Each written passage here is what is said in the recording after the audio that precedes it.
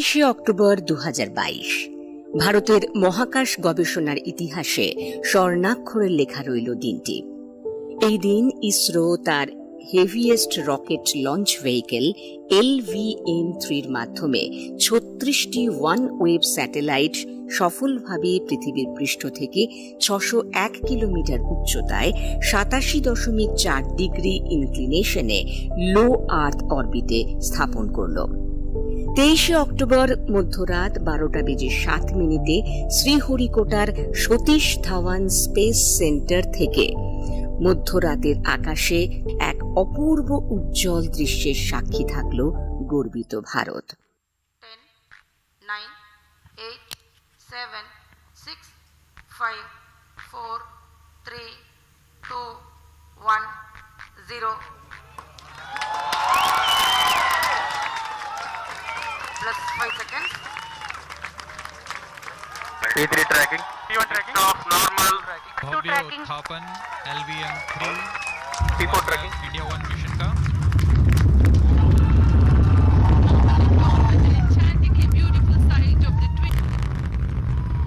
मध्य रात्रि को आकाश को रोशन करता हुआ S200 Stage booster performance normal.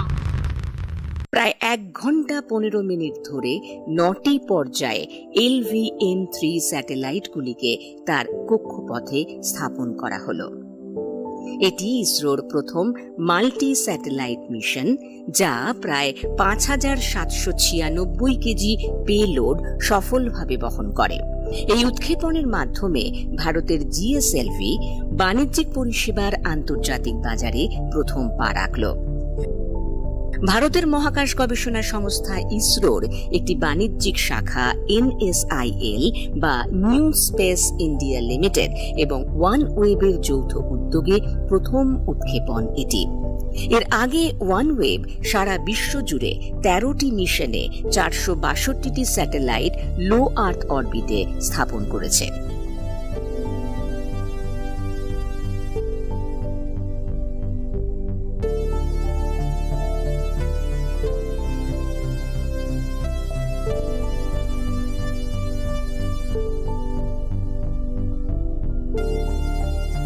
United kingdom থেকে কানাডা প্রায় 50 ডিগ্রি ল্যাটিটিউডে স্যাটেলাইট ইন্টারনেট পরিষেবা শুরু হয়েছে। 2023 সালের মধ্যে 648টি স্যাটেলাইট স্থাপন করার পরিকল্পনা রয়েছে ওয়ানওয়েবের, যার ফলে উচ্চ গতির ইন্টারনেট পরিষেবা পৌঁছে যাবে লাদাখ থেকে কন্যাকুমারী পর্যন্ত দেশের প্রত্যন্ত অঞ্চলে। উপকৃত হবেন সামরিক বাহিনী, ব্যাংকিং, অন্যান্য সরকারি পরিষেবা থেকে শুরু করে সাধারণ মানুষ এবং স্কুল কলেজের ছাত্রছাত্রীরাও।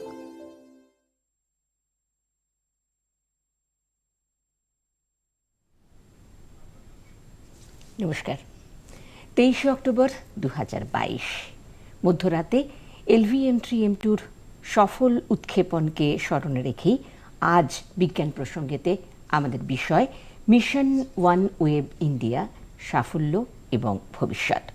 এই বিষয়ে কথা বলতে আজকে আমাদের স্টুডিওতে উপস্থিত আছেন দুজন বিশিষ্ট অতিথি। একটু পরিচয় করে নিই তাদের সঙ্গে। রয়েছেন doctor Ashik Pal, institute of radio physics and electronics, university of Calcutta, এবং রয়েছেন doctor Rakesh Majumdar, curator, BITM, Kolkata. আপনাদের দুজনকেই স্বাগত আমাদের স্টুডিওতে। এবং অবশ্যই রয়েছেন আপনারাও আমাদের সঙ্গে আমাদের এই অনুষ্ঠানে। এই অনুষ্ঠান চলাকালীন আপনাদের যদি কোনো প্রশ্ন থাকে নিশ্চয়ই করতে পারেন, তবে হ্যাঁ, প্রশ্ন করার আগে একটু বিষয়টা শুনে নেবেন, তারপর প্রশ্ন করবেন। এবং অনুষ্ঠান চলাকালীন যখন প্রশ্ন করবেন আপনার টিভি সাউন্ড একদম মিউট করবেন। প্রশ্ন করবেন যে দুটি ফোন নাম্বারে, একটি হলো 24235222 আর একটি 24235223। প্রথমে আসি ডক্টর পাল আপনার কাছে। আমরা যে বলতে পারি যে মহাকাশ গবেষণা এবং তার প্রয়োগ, তার একটা বিরাট উদাহরণ আমরা দেখলাম 23শে অক্টোবর রাত্রি 12:07। একটু যদি বলেন যে মহাকাশ গবেষণার ইতিহাসে এবং শুধু গবেষণা নয়, তার প্রয়োগেও কতটা ভূমিকা আছে এই রকেটের সফল উৎক্ষেপণে।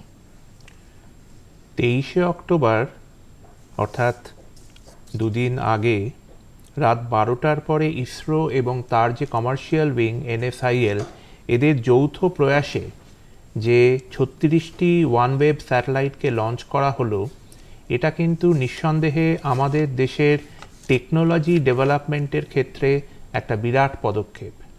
আমাদের মনে রাখতে হবে যে মানুষ কিন্তু তার এই মহাকাশ সম্পর্কে ঔৎসুক্য, কৌতূহল এই সব কিছুর ফলশ্রুতি হিসেবেই 1957 সালে প্রথম স্পুটনিক 1 বলে যে স্যাটেলাইটটি লঞ্চ করে, সেটিও ছিল কিন্তু একটি লো আর্থ অরবাইটিং স্যাটেলাইট।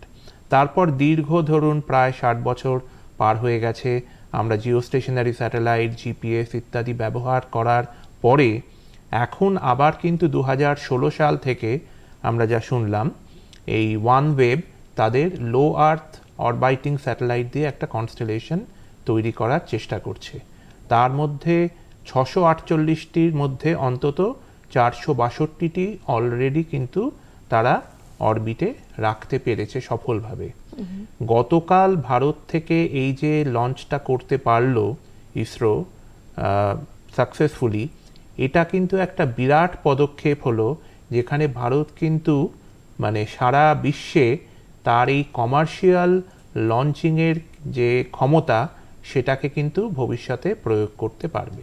আচ্ছা, এই যে লো আর্থ অরবিট, এই কথাটা আমরা প্রায় শুনছি, এলইও, এটা সম্বন্ধে যদি একটু বলেন, জিটিও, এলইও, এই টার্মগুলো তো আমাদের সাধারণ দর্শক জানে না, একটু যদি বলেন। হ্যাঁ, সেটা সম্পর্কে এই বলি যে লো আর্থ অরবিট, মিডিয়াম আর্থ অরবিট, এগুলি হচ্ছে বিভিন্ন, একটি কোনো নাম্বার নয়, একটি রেঞ্জ দেওয়া থাকে। তার প্রথমেই আসে, আপনি অবশ্যই আমাদের আয়োনোস্ফিয়ার বা উচ্চ স্তরগুলো পার করে যান, তারপর ওখানে গিয়ে একটি রেঞ্জ থাকে যেটি প্রথমে আমরা বলছি লো আর্থ অরবিট। এবং শুধু এই লো আর্থ বা মিডিয়াম আর্থ অরবিট বা জিও সিনক্রোনাস অরবিট এগুলো শুধু ভাবলে হয় না, তার সঙ্গে সঙ্গে ভাবতে হয় যে এই অরবিটগুলোকে কতটা আনত তলে আমরা সেটাকে রাখবো। যেরকম এক্ষুনি আমরা শুনলাম 87.5 ডিগ্রি, মানে আমরা প্রায় আমাদের মেরুর কাছাকাছি চলে যাচ্ছি। আর জিও স্টেশনারি অরবিট যখন বলছি বা জিও সিনক্রোনাস, তার মানে তার সেন্টারে ঠিক রয়েছে আর্থের আমাদের কেন্দ্রবিন্দু, কিন্তু তার সঙ্গে সঙ্গে জিও স্টেশনারি যখন কথাটা হচ্ছে তখন হচ্ছে সে পুরো ইকুয়েটারকে কেন্দ্র করে ঘুরছে। তাকে প্রত্যেক দিন রাত্রেবেলায় রাতের আকাশে একই জায়গায় দেখবেন। এবং জিও সিনক্রোনাস অরবিটের কথা যখন আপনি বলছেন, তখন সে আর্থের কেন্দ্রবিন্দু, পৃথিবীর কেন্দ্রবিন্দুকে তো ঘুরছেই, তার সঙ্গে সঙ্গে তাকে কিন্তু একটি কোনো পয়েন্টে দেখবেন না, বিভিন্ন রাতে তাকে বিভিন্ন জায়গায় দেখবেন, এটি একটি। এবং তারা ইকুয়েটারকে পুরো পরিধি করে ঘুরছে না, সে আরেকটু আনত তলে ঘুরছে, সেটা ইনক্লিনেশনে ঘুরছে। সেটি দর্শক বন্ধুদের জন্য জানাই, তার কোনো মাপা জোকা এরকম নেই যে তাকে এই অ্যাঙ্গেলেই ঘুরতে হবে। তো দুটো জিনিস ডিপেন্ড করছে, একটা হচ্ছে আমাদের অল্টিটিউড, আর একটা হচ্ছে কতটা অ্যাঙ্গেলে ঘুরছে। এই দুটি মিলিয়ে ঠিক করে যে সেটাকে আমরা লো আর্থ অরবিট বলবো, মিডিয়াম আর্থ অরবিট বলবো না পোলার অরবিট বলবো। যখন আমরা আনত তলের কথা বলছি তখন একটা জিনিস চলে আসছে জিও সিনক্রোনাস না পোলার অরবিট। তো এই আমাদের জিএসএলভি মার্ক 3 যেটা নতুন নামকরণ হলো LVM-3, তো এটার কারণও সেটাই, কারণ এটা প্রমাণ করে যে এটা শুধু জিও সিনক্রোনাস অরবিট সেখানেই এটাকে প্রতিস্থাপন করতে পারে স্যাটেলাইটগুলোকে, তা নয়, এটা আমাদের অন্যান্য অরবিটেও করতে পারে, কিন্তু সেক্ষেত্রে তার যে ক্যারিয়ারটা কত কেজি নিয়ে যেতে পারবে সেটি পার্থক্য হয়ে যায়। মানে একটা 4000, একটা 8000। হ্যাঁ, যত বেশি উচ্চতায় যাবেন, সাধারণ জ্ঞান থেকেই বোঝা যায় যে আমাদের জ্বালানি আরো বেশি খরচ করতে হবে ওপরে চলে যেতে গেলে, তো সেটি একটি করে।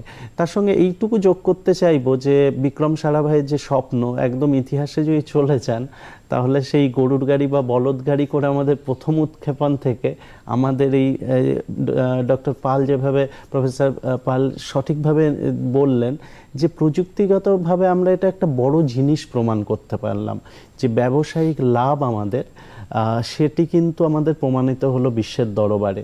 এরপরে আমাদের কাছে অন্যান্য সংস্থাও আসবে এবং তারা বলবে যেহেতু আমরা ল্যাটিটিউড এবং লঙ্গিটিউড অনুযায়ী এমন একটি জায়গায় রয়েছি যেখানে আমরা এই ধরনের উৎক্ষেপণগুলো অনেক কম খরচায় করতে পারি, সেটা সতীশ ধাওয়ান সেন্টারই বলুন বা আমাদের আগের কোনো সেন্টার বলুন, ইন্ডিয়ার ল্যাটিচিউড এবং লঙ্গিচিউডটা খুবই ইম্পর্ট্যান্ট এক্ষেত্রে। নাসার যে আমেরিকা বলুন বা অস্ট্রেলিয়া বলুন, তাদের ল্যাটিচিউড লঙ্গিচিউডের সঙ্গে আমাদের ল্যাটিচিউড লঙ্গিচিউড যদি তৈরি করেন, এটা প্রায় ইকুয়েটারের কাছাকাছি।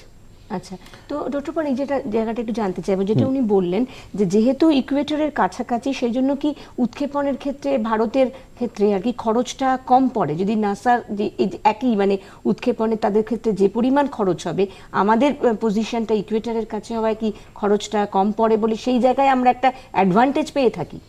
অনেকটা কম আমাদের এখানে খরচ পড়ে। তার একটা প্রধান কারণ হচ্ছে, কারণটা সম্পূর্ণ কিন্তু মানে সায়েন্টিফিক কারণ। সেটা হচ্ছে যে আপনি যে স্টেশন থেকে লঞ্চ করবেন স্যাটেলাইট, সেই স্টেশনের ল্যাটিচিউড তার কাছাকাছি একটা ভ্যালু হবে আপনার যে ইনিশিয়াল অরবাইটাল ইনক্লিনেশন হয় সেইটা।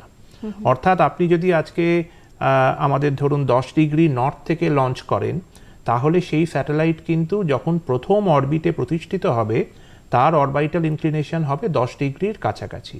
এবার আপনি সেটাকে 10 ডিগ্রি থেকে যদি জিও স্টেশনারি স্যাটেলাইট, যেটি ডক্টর মজুমদার বলছিলেন, করতে চান, আপনাকে 10 থেকে 0-তে নিয়ে আসতে হবে। অপেক্ষাকৃতভাবে আপনি যদি আজকে ধরুন নাসার যেখান থেকে তারা লঞ্চ করে কেপ ক্যানাভারাল বা এই সমস্ত জায়গা, সেখানে কিন্তু প্রায় তাদের 40 থেকে 45 ডিগ্রি নর্থ তাদের জিওগ্রাফিক ল্যাটিচিউড। তার মানে তারা যদি কোনো জিও স্টেশনারি স্যাটেলাইট বা জিও সিনক্রোনাস স্যাটেলাইট লঞ্চ করে, তার ক্ষেত্রে কিন্তু প্রাথমিকভাবে অরবাইটাল ইনক্লিনেশন থাকবে ওই 40 থেকে 45 ডিগ্রি। অর্থাৎ ওই 40-45 থেকে যদি 0 করতে হয়, আপনাকে অনেক বেশি রকেট ফুয়েল ব্যবহার করতে হবে। এইটা কিন্তু একটা প্রধান কারণ, যে কারণে শ্রীহরিকোটা বা ধরুন এর আগে আমাদের ইসরোর অনেক স্যাটেলাইট ফ্রেঞ্চ গিনি থেকেও লঞ্চ করা হয়েছে। সেই সমস্ত জায়গার কিন্তু এটা একটা বড় আমি বলবো লোকেশনাল অ্যাডভান্টেজ। মানে ভারতের ভৌগোলিক অবস্থান একটা পজিটিভ জায়গায় আছে, ভীষণ একটা সুবিধা। আচ্ছা, একটা কথা একটু জিজ্ঞেস করি, যখন আমরা আমজনতা তারা দেখলাম যে মানে মাঝরাতের আকাশে একটা উজ্জ্বল একটা রকেট উঠে গেল ওপর দিকে, কিন্তু বিজ্ঞানীরা যখন সেটাকে লঞ্চ করছেন, একটা হেভিয়েস্ট রকেট লঞ্চ করছেন, তখন তার প্রত্যেকটা মাইক্রোসেকেন্ড ক্যালকুলেটেড। তো একজন বিজ্ঞানীর চোখে আপনি এই লঞ্চটাকে কিভাবে দেখেন, তার ক্যালকুলেশনগুলোকে? এখানে আমাদের মনে রাখতে হবে যে ধরুন বিশ্ববিদ্যালয়ের সঙ্গে যুক্ত থাকার ফলে অনেক সময় অনেক ছাত্রছাত্রী এসে আমাদের কাছে বলেন যে স্যার, আমরা এই মহাকাশ গবেষণা নিয়ে আমরা হয়তো পড়াশোনা করতে চাই, আমরা গবেষণা করতে চাই ভবিষ্যতে। আমি তাদের সর্বপ্রথম একটা কথা বলি যে দেখো, আমরা হয়তো টিভির মনিটরে একটা দেখছি রকেট উৎক্ষেপণ করা হচ্ছে, লঞ্চ করা হচ্ছে, সেই ছবিটা তার পিছনে কিন্তু অনেক বছরের একটা কঠিন পরিশ্রম এবং মানে পুঙ্খানুপুঙ্খভাবে ক্যালকুলেশন, যেটা আপনি বললেন, সেটা কিন্তু থাকছে। যে কোনো একটা স্যাটেলাইট লঞ্চ করার আগে অন্তত তার 3 থেকে 4 রকম বিভিন্ন মডেল ওই রকম একটা কন্ডিশনে, যেটা ওই তার অল্টিটিউডে হবে, সেটা ধরুন ওয়ানওয়েভের ক্ষেত্রে 600 কিলোমিটার, জিও স্টেশনারি হলে হয়তো প্রায় 36,000 কিলোমিটার, সেটাকে কিন্তু ল্যাবরেটরি কন্ডিশনে টেস্ট করে দেখতে হয় যে সেই কন্ডিশনে আমার ওই সমস্ত যন্ত্রপাতি যা পেলোডের মধ্যে আছে সেটা কাজ করতে পারবে কিনা। তবেই কিন্তু আমরা ফাইনালি গিয়ে সেই স্যাটেলাইটটা হয়তো কাউন্টডাউন স্টেজে বা লঞ্চিংয়ের স্টেজে যায়। আমরা অনেক সময় অনেক দেশের ক্ষেত্রেই দেখেছি কাউন্টডাউন শুরু করেও হয়তো তারপর সেটাকে থামিয়ে দেওয়া হয় বা পোস্টপন করা হয় পরবর্তী কোনো সময়ের জন্য। কারণ এর পেছনে যে এতটা সময় এবং এতটা যে অর্থ ব্যয় করা হচ্ছে, সেটাকে কিন্তু একেবারে যাতে সঠিকভাবে আমরা ব্যবহার করতে পারি, সেটাকে আমাদের দেখাটা কিন্তু মানে বৈজ্ঞানিক সংস্থাদের একটা বড় কর্তব্য। একদমই। এবং আমরা টিভি স্ক্রিনেও দেখলাম যখন ওই রকেটটি লঞ্চ হচ্ছে এবং কাউন্ট ডাউন হচ্ছে 8, 7, 6, 5 এবার যখন কাউন্ট ডাউন হচ্ছে তখন প্রত্যেকের চোখ সেই ওই মানে মনিটরের দিকে, প্রত্যেকে যেন যারা বসে আমাদের এই আছেন বিশ্বকাপ দেখার একটা ফুটবল বলুন বা ক্রিকেট বিশ্বকাপ, সেই ধোনি লাস্ট ফিনিশিং 6টা মারবে, সেরকম একটা অনুভূতি এখন এগুলো নিয়ে জনমানসে রয়েছে। এবং এটি কিন্তু আস্তে আস্তে তৈরি করতে হয়েছে। আমাদের সরকার আস্তে আস্তে বিভিন্ন গবেষণা প্রতিষ্ঠানগুলোকে এখন বলছেন যে আউটরিচ উইংটাকে স্ট্রং করতে হবে, এবং এই প্রচারটা অনেক দিন ধরে চলছে। এবং আরেকটি যে জিনিস এখানে খুব গুরুত্বপূর্ণ ভূমিকা পালন করে, প্রফেসর পাল অলরেডি বললেন যে এই যে গণিত যে এর পেছনে কাজ করে অনেক, আমার কাছেও বিভিন্ন স্কুলে আউটরিচ যখন করেছি প্রোগ্রাম, অনেকেই প্রথমেই ব্ল্যাক হোল নিয়ে কাজ করব, ডার্ক ম্যাটার, ডার্ক এনার্জি নিয়ে কাজ করব, প্রথমে এসেই সেটা বলে। কিন্তু এর পেছনের যে গণিতটা, যে শ্রমটা দরকার, প্রফেসর পাল যেভাবে বললেন যে পুরোটা আইনস্টাইনের যে স্পেশাল রিলেটিভিটি শুধু নয়, জেনারেল থিওরি অফ রিলেটিভিটি চলে আসে।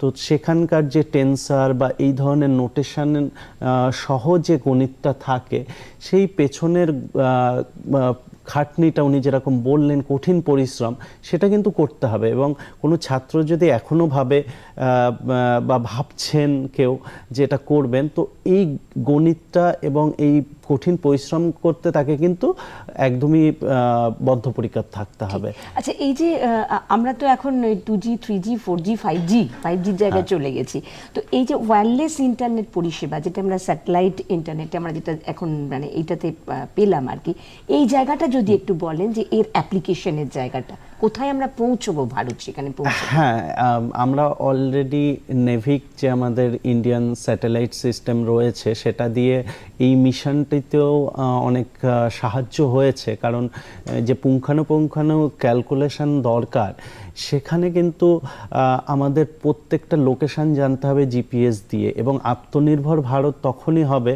যখন এই নেভিকের যে কনস্টেলেশন আমাদের তৈরি করার স্বপ্ন যেটা চলছে, এটা একদিনের কাজ নয়, এটা চলছে। কার্গিল যুদ্ধের সময়ও দেখেছি আমরা, তার থেকে অনেক সাহায্য পেয়েছি। এবং বিভিন্ন সময় শুধু সেনাবাহিনী নয়, সেনাবাহিনী চাষের ক্ষেত্রে, কেউ মাছ ধরতে যাচ্ছে আমাদের ধরুন আন্দামানের ওই দিকে, সেখানে কোনো জেলে, এই সাধারণ মানুষ রিমোট এরিয়াতে এটি খুবই গুরুত্বপূর্ণ একটি অ্যাপ্লিকেশন হতে চলেছে।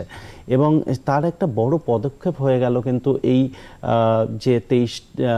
যে 36টি স্যাটেলাইট আমরা প্রমাণ করতে পারলাম যে আমরা এটা করতে পারি, আমরা আত্মনির্ভর ভারত এবং নিজেরাই আমরা নিজের পায়ে এটা করতে পারি। না হলে কিন্তু বিদেশ থেকে এই বিভিন্ন জিনিসগুলো, যে পূর্বাভাস, আবহাওয়ার পূর্বাভাস যেরকম আমরা এখন নিই, স্পেসে কিছু পাঠাতে গেলে স্পেস ওয়েদার তথাকথিত, যেটা দর্শক বন্ধুরা জানবেন, সেটা হয়ে গেছে, সেই পূর্বাভাসটা আমাদের নিতে হয়। না হলে ইলন মাস্কের যে স্টারলিংক বলে যে প্রজেক্টটা ছিল, সেখানে অনেকগুলো স্যাটেলাইটে ক্ষতি হয়ে গেছে, কিন্তু সেখানে আমরা 36টা পাঠিয়েছি এবং 36টাই কিন্তু ঠিকঠাক এখনো পর্যন্ত কাজ করছে।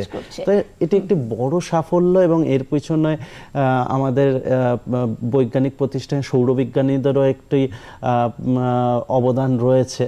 এবং ইসরো আস্তে আস্তে যেরকম NSIL যেভাবে এর সঙ্গে যুক্ত ছিল, সুতরাং আমরা এখন অনেক বেশি আত্মনির্ভর হতে চলেছি আমার মনে হয়। প্রধানমন্ত্রী শ্রী নরেন্দ্র মোদী তিনিও NSIL, ইসরো এবং ইনস্পেসকে এই 36টি স্যাটেলাইট LVM-3 যে লঞ্চ করলো তার জন্য ধন্যবাদ জানিয়েছেন, তাদেরকে শুভেচ্ছা জানিয়েছেন এবং বলেছেন যে এইভাবেই ভারত আত্মনির্ভর হয়ে উঠবে এবং বিশ্ব বাণিজ্যের যে জায়গাটা স্যাটেলাইট পরিষেবাতে, সেখানেও একটা ভালো সফল প্রতিযোগীর জায়গায় পৌঁছতে পারবে। আর একটা কথা একটুখানি ডক্টর আপনার কাছে একটু আসবো, সেটা হলো যে এই যে আপনি একটা কথায় বলছিলেন যে এই যে শুধুমাত্র লঞ্চ করলেই কিন্তু হয় না, তার কিছু নেগেটিভ সাইডও আছে, সেই দিকগুলোকেও কিন্তু লক্ষ্য রাখতে হয় যাতে তার মানে মিসইউজ না হয়, অপব্যবহার না হয়। এবং মুশকিলটা হচ্ছে যে অপব্যবহার বন্ধ করার জন্য আমরা তো ব্যবহারকে বন্ধ করতে পারবো না, সুতরাং আমাদের সেটা করতেই হবে, ইউজটা করতে হবে। মিসইউজ বন্ধের জায়গাটা ঠিক কি, বা কিভাবে এটা মিসইউজ হতে পারে?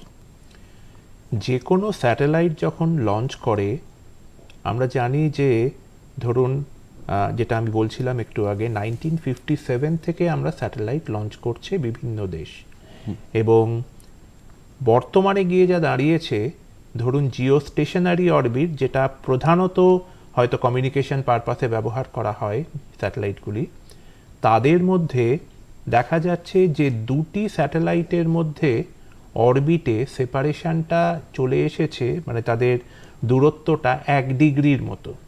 এখানে মনে রাখতে হবে 1 ডিগ্রি হচ্ছে অর্থাৎ অরবিটে 1 ডিগ্রি নয়, এটা হচ্ছে পৃথিবীর সেন্টার থেকে যে অ্যাঙ্গেল যদি আপনি দুটো জয়েন করেন সেটা হচ্ছে 1 ডিগ্রি। তা এটা অরিজিনালি ছিল 5 ডিগ্রি। তা এই যে হিউজ একটা স্পেস অ্যাসেট বলা হয়, এটার কিন্তু আনুমানিক প্রায় অন্তত ধরুন 600 থেকে 700 বিলিয়ন ডলার, মানে খুব কনজারভেটিভভাবে হিসেব করলেও সেই রকম একটা জায়গায় স্পেস অ্যাসেট রয়েছে। এবং এই যে কমিউনিকেশন স্যাটেলাইট বলুন, বা আমরা একটু আগে কথা হচ্ছিল জিপিএস, যেটা হচ্ছে ধরুন মিডিয়াম আর্থ অরবাইটিং স্যাটেলাইট, যেটা ন্যাভিগেশনের জন্য ব্যবহার করা হয়, এই ধরনের স্যাটেলাইটের ক্ষেত্রে কিন্তু একটা বড় সমস্যা হচ্ছে যে সিকিউরডভাবে এগুলোকে কিন্তু ব্যবহার করাটা প্রয়োজন। কারণ না হলে ধরুন আজকে কোথাও হয়তো সেনার যখন মুভমেন্ট হচ্ছে এই মিডিয়াম আর্থ স্যাটেলাইট ন্যাভিগেশন ব্যবহার করে, তাদের কাছে যদি ভুল ইনফরমেশনটা যায় তাহলে কিন্তু এই এন্টায়ার ট্রুপ মুভমেন্ট বা ফ্লিট মুভমেন্ট সেটা কিন্তু ভীষণভাবে ক্ষতিগ্রস্ত হতে পারে। এবং ইতিহাসে তার উদাহরণও আছে। আচ্ছা, তো একটুখানি আমি এর সঙ্গে একটু একটা জিনিস যোগ করতে চাইবো, যে একই ছুরি সেই দিয়ে আমরা ডাক্তার অপারেশনও করছে, আবার চোর ডাকাতরাও তার ব্যবহার করছে। তো এটা আমাদের সামাজিক দায়িত্ব, সবার উপরে এটা বর্তায় যে আমরা এটা এইভাবে ব্যবহার করব না, এবং কোনোভাবে আমাদের দেশে এটা এইভাবে ব্যবহৃত হতে দেব না। সেই ছোটবেলার রচনা, বিজ্ঞানের ব্যবহার এবং আশীর্বাদ না অভিশাপ। হ্যাঁ, এবং বিক্রম সারাভাইয়ের কিন্তু আপনারা যদি প্রথম দিকের লেখাগুলি কেউ পড়েন দেখবেন উনিও কিন্তু বলেছিলেন যে ভারত কিন্তু কোনো মানে স্পেস রেসের মধ্যে যেতে চায় না। আমরা কিন্তু সবসময় চাই যে এই স্পেস টেকনোলজি বা স্যাটেলাইট বেস সিস্টেমস এবং সার্ভিসেস যা বলা হয়, এগুলির মাধ্যমে দেশের সাধারণ মানুষের উন্নতি সাধন করা, এটাই আমাদের উদ্দেশ্য। আচ্ছা, এই যে 36টা স্যাটেলাইট তো উৎক্ষেপণ হলো, এরপর যেরকম একজন সৌরবিজ্ঞানী থাকার কারণে আমি যে অভিজ্ঞতায় এসছি সেটাতে এরকম যে আদিত্য এল1 তো ভাবাই হচ্ছে 2023-এ, এই কোভিডের 2 বছর যদি ইসরোর এই টেকনিক্যাল এবং কাজ এগোনো বিভিন্ন টেকনিক্যাল জিনিসপত্র সরবরাহে যদি কোনো এই ব্যাঘাত না ঘটতো, হয়তো আমরা এক্ষুনি দেখতে পেতাম আদিত্য এল1 ডেটা দেওয়া শুরু করছে। তো আদিত্য এল1 সৌর মিশনটি, সেটি আমার বিআইটিএমে আমি অ্যাস্ট্রোনমি ক্লাবেও অনেকের কাছ থেকে এই প্রশ্ন শুনেছি, স্যার কবে হবে, স্যার কবে হবে, তাদের মধ্যেও যেন একটা উত্তেজনা, কবে এটা থেকে ডেটা আসতে চলেছে। তো এটাও একটা আত্মনির্ভর ভারতের দিকে চলে যাচ্ছে, এবং এটি পিএসএলভি দিয়ে হয়ে যাচ্ছে বটে, কিন্তু আদিত্য এল5 যে 5টা লগ্রাঞ্জিয়ান পয়েন্ট আমরা যেখানে গ্র্যাভিটি মিনিমাম থাকে এবং সেখানে সেই স্যাটেলাইটটা স্টেবল থাকে, তো তার মধ্যে একটি হচ্ছে এল1, যেটি হচ্ছে আমাদের পৃথিবী এবং চাঁদ এবং সূর্যকে যদি একটা লাইন দিয়ে যোগ করেন তাহলে ঠিক তার মাথায় হচ্ছে এল1টি পড়ছে। এল5টি তার ঠিক আপনি যদি সূর্যের দিকে থাকেন বাদিকে পড়ছে, কিন্তু তার দূরত্ব অনেকটা বেশি হবে, এবং সেখানে যদি যেতে হয় আমাদের কিন্তু তখন এই জিস্যাট মার্ক 3 বা LBM 3 যেটাই বলুন, সেটি প্রয়োজনীয়তা রয়েছে। তো সেক্ষেত্রেও আমরা এগিয়ে গেলাম বৈজ্ঞানিক দিক থেকে। এর আগে আমাদের অ্যাস্ট্রোস্যাট মিশন হয়েছে, কিন্তু সোলার মিশন আদিত্য এল1 প্রথম মিশন হবে সেক্ষেত্রে। আচ্ছা, এই যে ওয়ানওয়েভের সঙ্গে একটা ফরেন কোলাবোরেশন হলো তো ইন্ডিয়ার, এবং আমরা দেখলাম একটা নিউ স্পেস ইন্ডিয়া লিমিটেড বলে NSIL তৈরি হলো ইসরোর থেকে। তো এই যে NSIL তারা কিভাবে কাজ করছে এবং ওয়ানওয়েভের সঙ্গে যে ফরেন কোলাবোরেশন হলো, এটা ভারতকে কতটা এগিয়ে নিয়ে গেল? আমরা যদি প্রধানমন্ত্রী মোদির কথাতেই বলি যে বিশ্ববাজারে আমরা কতটা সফলভাবে প্রতিযোগী হয়ে উঠতে পারলাম? আমরা এই যে ইসরোর NSILটি একটি তৈরি করা হয়েছে একটি কমার্শিয়াল উইং হিসেবে, এখানে কিন্তু একটা জিনিস মনে রাখতে হবে যে সারা পৃথিবী জুড়েই কিন্তু এখন প্রাইভেট স্যাটেলাইট ইন্ডাস্ট্রির একটা বিরাট কিন্তু জোয়ার আসতে চলেছে। আমরা জানি যেমন এই ওয়ানওয়েভ আগামী বছরও আমি যা জানি যে আমাদের NSIL এর মাধ্যমেই আরও 36টি স্যাটেলাইট লঞ্চ করা হবে, এবং এছাড়া ইউএসএর থেকেও তাদের বাকি যে 648টির বাকি যে স্যাটেলাইটগুলি সেগুলো লঞ্চ করা হবে। এছাড়া মনে রাখতে হবে যে স্টারলিংক বলে যে কনস্টেলেশনটা, তাদের কিন্তু পরিকল্পনা অনুযায়ী প্রায় 6000 থেকে 8000 স্যাটেলাইট তারা, সেগুলি সবই ছোট স্যাটেলাইট, সেইগুলি কিন্তু তারা পৃথিবীর চারপাশে লঞ্চ করার একটা পরিকল্পনা আছে হয়তো আগামী 7 থেকে 8 বছরের মধ্যে। এবং তাতে কিন্তু সমস্ত পৃথিবী জুড়ে আপনি এই মোবাইল ইন্টারনেট বলুন বা কমিউনিকেশন বলুন, সেই পরিষেবা কিন্তু পাবেন। আচ্ছা, তাহলে কি এর সঙ্গে একটু যোগ করি আমি, যে এক্স-রে পোলারিমিটার স্যাটেলাইট যেটি ইসরো প্ল্যান করছে, সেটি কিন্তু এরকম একটা স্মল স্যাটেলাইট ভেহিকেল দিয়ে উৎক্ষেপণ করার চিন্তাভাবনা রয়েছে ইসরোর। এবং সেটি যদি হয়, আমরা একটা বড় পদক্ষেপ হবে এই কিউবস্যাট যেগুলো বলা হয়, ছোট ছোট স্যাটেলাইটগুলোকে নিয়ে যাওয়ার। তো সেটি একটা আমরা দেশীয় প্রযুক্তিতে যদি প্রমাণ করতে পারি, অলরেডি তার কিছু পরীক্ষা নিরীক্ষা হয়েছে এবং সেগুলো আমাদের সাফল্য। এবং ইসরো আমরা সবাই জানি যে সাকসেস রেটে ইসরো কিন্তু একদম প্রথমে, যদি আপনি অন্যান্য স্পেস অর্গানাইজেশনগুলোর দিকে তাকান। আসলে মুশকিলটা হচ্ছে সময়টা বড্ড কম, কিন্তু বলার কথা অনেক। একটা কথা তো অবশ্যই বলতে পারি, এই যে 36টি রকেট যেগুলো মানে আমাদের LVM-3M2 উৎক্ষেপণ করলো এবং 36টি স্যাটেলাইটকে এই রকেট তার লোয়ার অরবিটে তাকে স্থাপন করলো, এতে কিন্তু আমাদের নেট পরিষেবা একটা বিরাট উন্নতি হলো। রিমোটেস্ট এরিয়াতেও কিন্তু এখন আমরা নেট পরিষেবা পাইতে পারি। একটা বিরাট বড় সাফল্যের জায়গা প্রয়োগের দিক থেকে মহাকাশ গবেষণার। আজ এই পর্যন্তই। আপনাদের অনেক ধন্যবাদ স্টুডিওতে আসার জন্য। ধন্যবাদ আপনাদেরও।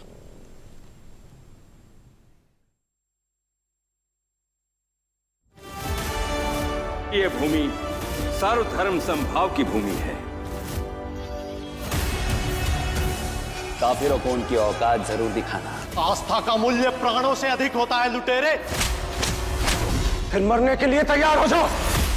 रूल सिर्फ हमारे रिलीजन का है। उस इंडिया का नामो निशान